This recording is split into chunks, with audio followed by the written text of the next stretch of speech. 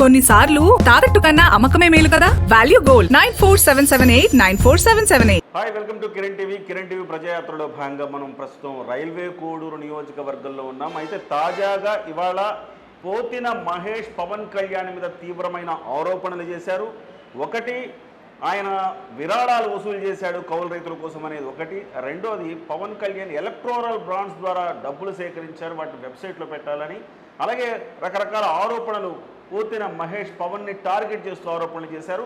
మొత్తం మీద ఆయన పవన్ కళ్యాణ్ జనసేన పార్టీ నుంచి వెళ్ళినప్పటి నుంచి వరుసగా ప్రెస్ మీట్ల ద్వారా పవన్ కళ్యాణ్ని విమర్శిస్తూ వస్తున్నారు. ప్రస్తుతం మనం తాతంశెట్టి నాగేంద్ర గారు ఉన్నారు మనతో పాటుగా, జనసేన రాష్ట్ర కార్యదర్శి, అలాగే అధికార ప్రతినిధి.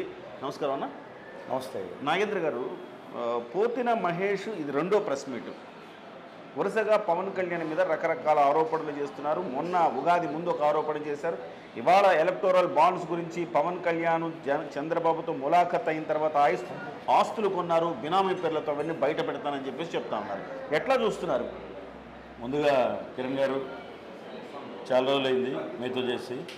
అసలు నాకు ఒక విషయం ఏంటంటే, పోతిన మహేష్ అనే ఒక వ్యక్తి గురించి మాట్లాడాల్సి రావడం నిజంగా, ఎందుకంటే ఇతను ఒక నల్లబాలు, తన టికెట్ కోసం వెయిట్ చేసిన ఈ నల్లబాలు టికెట్ రాలేదని తెలిసి ఎన్నైనా ఉండొచ్చు. పార్టీలో మాకు కొన్ని కమిట్మెంట్స్ ఉంటాయి. ఎస్, నీ రాజకీయ ఎదుగుదలకో, నీ రాజకీయ ప్లాట్ఫామ్కో, నువ్వు సిద్ధాంతాలు నచ్చుకో వెళ్ళిపోయిండొచ్చు, అది నీ రైట్, దాన్ని మేము ప్రశ్నించే హక్కు లేదు. బట్ నువ్వు ఎప్పుడైతే నీ రంగు ఇంకొంత నలుపు అయ్యి నువ్వు బయట పెట్టావో, అంటే మా నాయకుడి యొక్క వ్యక్తిగత జీవితాన్ని, పెళ్ళిళ్ళ గురించి మాట్లాడినావో, అక్కడే నీ బతుకు, నీ బండారం బయటపడిపోయింది. అసలు ఎవడి పోతిన మహేష్ ఎవరికన్నా తెలుసా అండి? నేను కిరణ్ అడుగుతున్నా, మీరు నన్ను ప్రశ్నించాలి, నేను మిమ్మల్ని ప్రశ్నిస్తున్నా. జనసేన పార్టీ అనే ఒక ప్లాట్ఫామ్ లేకపోతే ఎవరి కేర్ ఆఫ్ పోతిన మహేష్? తనకు జెండా, అజెండా, డ్రెస్సు, అడ్రస్సు ఇచ్చింది పవన్ కళ్యాణ్ గారు, జనసేన పార్టీ. ఈరోజు నోరుందని వర్బల్ డైవేరియా అంటారు. ఇంక నేను ఇది ఏం చెప్పాలి తెలుగులో? నోటితో విరేచనాలు వచ్చినట్టు మాట్లాడుతున్నాడు. సిగ్గు శరం ఉండాలి సార్. అంటే నీకు ఒక ప్లాట్ఫామ్ ఇచ్చిన నాయకుడిని, అఫ్కోర్స్ అడ్జస్ట్మెంట్లో నీకు రాలేకపోయినాడు. ఏ నాయకుడిని పిలిచలేదు నాకు తెలిసి. నా ముందు కూడా ఒకరోజు మేము మా కాన్స్టిట్యున్సీ విషయం మాట్లాడబోతూ ఉంటే లోపల పోతిన మహేష్ గారు ఉన్నారు సార్ అని కూర్చోబెట్టారు. 5-6 టైమ్స్ మాట్లాడాడు ఆయన. అంటే నీకు టికెట్ ఇస్తే ఓకే, నీకు టికెట్ ఇవ్వకపోతే ఎలక్ట్రల్ బాండ్స్, ఆయన ఎవరికి చందాలు వసూలు చేశాడు, ఎవడిచ్చాడు, ఇవన్నీ పక్కన పెట్టు.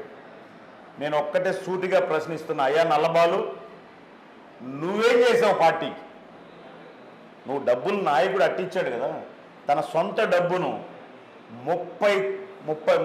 30 కోట్ల రూపాయలు 3,000 మంది కౌలు రైతులకు నువ్వే గొంతెత్తి కోకిల్లాగా కూసావు. అప్పుడు కోకిలే అనుకున్నావులే, ఇప్పుడు నువ్వు కాకి అయినావు, అది వేరే విషయం.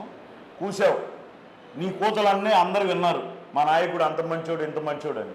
నీకు టికెట్ ఇవ్వకపోతానే నేను అన్నట్టు అది కాకి జముడు కాకులాగా కావమన్నంత మాత్రాన ప్రజలు అనేవాళ్ళు ఒకరు ఉన్నారు.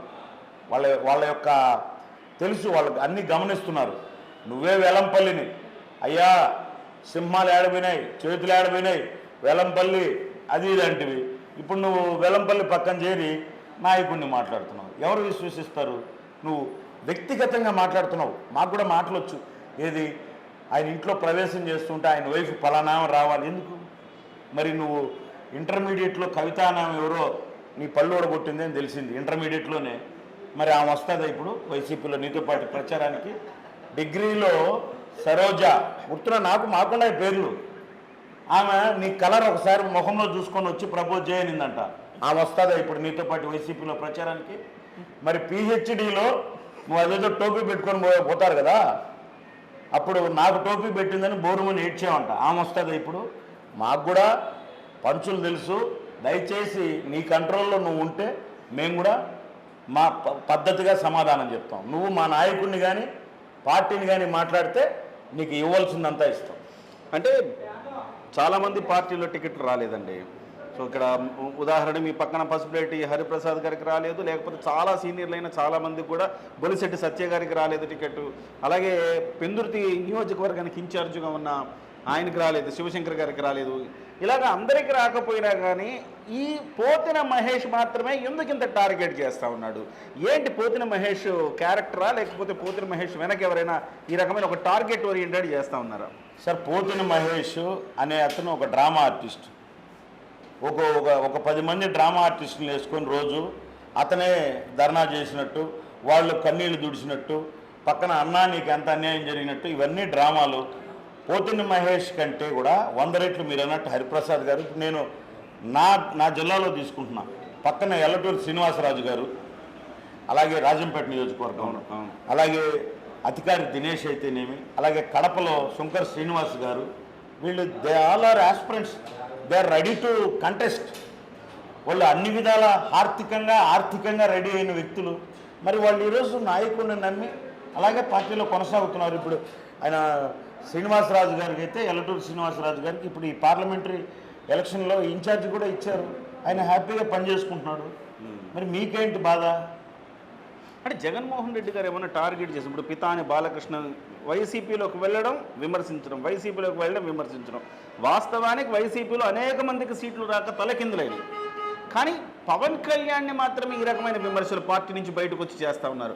వైసీపీ నుంచి బయటకు వచ్చిన వాళ్ళు విమర్శలు చేయట్లా, ఏదో ఒక రకంగా సర్దుకుంటున్నారు. దీనికి ఏమైనా ప్రత్యేకంగా ఇది ఒక టార్గెట్ చేశారా ఎట్లా అని? అవన్నీ ఏం లేవు సార్. ఇప్పుడు పవన్ కళ్యాణ్ ఆఫీసులో ఒక అటెండర్ వెళ్ళిపోయినాడు అనుకో, మహానాయకుడు పోయినాడు, ఆయన పోయినాడు, ఆ పక్క అంతా వెళ్ళిపోతుంది అంటారు. అదే వైసీపీలో ఎంపీ ఎమ్మెల్యేలు కట్టలు కట్టిపోతూ ఉంటే ఈ సాక్షికి కానీ ఈ పేపర్కి కనపడదు.